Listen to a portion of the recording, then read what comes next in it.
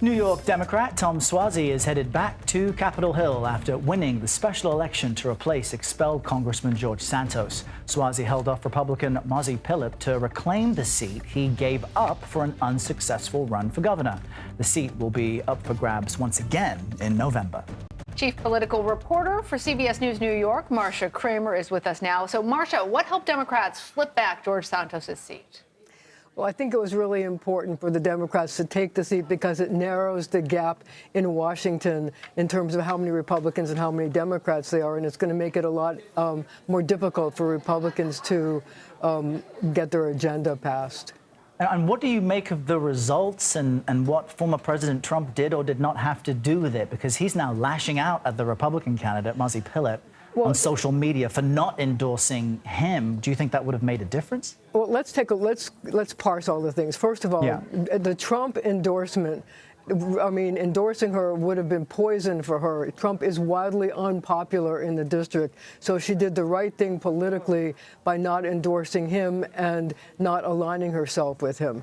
But in terms of the results of the race, I was surprised by the size of Mr. Suozzi's victory. Because the thing was, remember this, in 2020, President Biden won that district handily. In 2022, George Santos took the district with an 8-point edge. So it could have been anybody's race. It could have been tight going into it.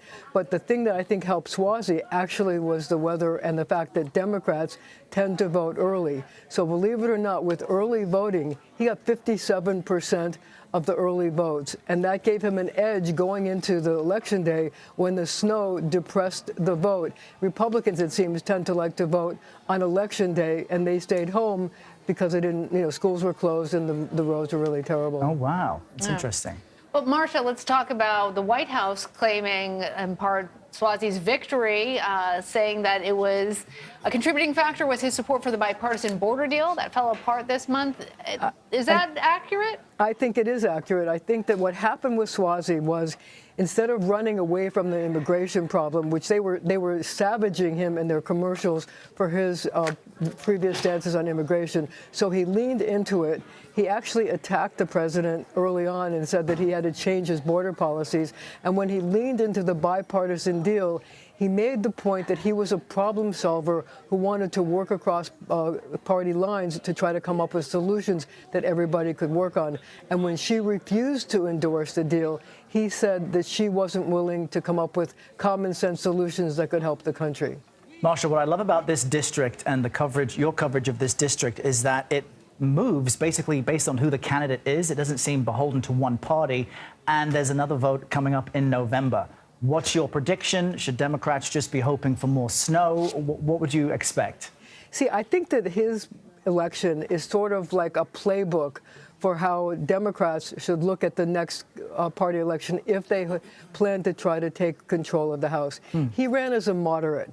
Most of the Democratic candidates, or many of them, have leaned to the left and been progressive. And his success in this race was that he was in the middle. He was trying to say, I want a problem solver. I want common sense solutions. I'll work with anybody to do it. And I think the message to Democrats nationally, Hakeem Jeffries, the minority leader, is that if you run more moderate candidates in these suburban swing districts, it can be very helpful to you and help you turn back the tide and win and flip some Republican seats. That's some great analysis. We all know that if you're covering a story and Marcia Kramer is in the same place, then you're in the right place at the right time. Marcia, great to have you on with us. We appreciate it. Thank you so much.